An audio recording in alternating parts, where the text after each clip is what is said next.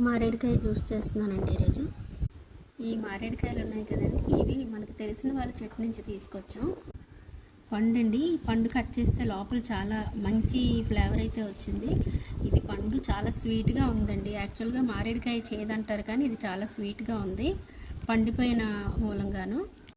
ఇది మిక్సీ జార్లో వేయకూడదండి. మిక్సీ జార్లో వేస్తే ఏంటంటే చేదు వస్తుంది. చూసారా, ఇవి ఉన్నాయి కదా సీడ్స్, ఈ సీడ్స్ అన్నీ కలిసిపోయి చేదు వస్తుంది అనమాట. సో ఈ సీడ్స్ అన్నీ తీసి మనం పక్కన పెట్టుకోవాలి.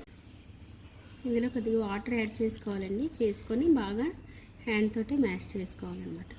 సో ఇలాగా గుజ్జు తీసేసామండి. తీసిన తర్వాత ఇదిగోండి జ్యూస్ అయితే ఇలా రెడీ చేసాం. ఇలా స్ట్రైనర్లోకి తీసుకొని మనం ఫిల్టర్ చేసేసుకోవాలండి. ఇది ఒరిజినల్ తేనండి. ఇది కలిపి సర్వ్ చేసుకోవడమేనండి. Summer drink.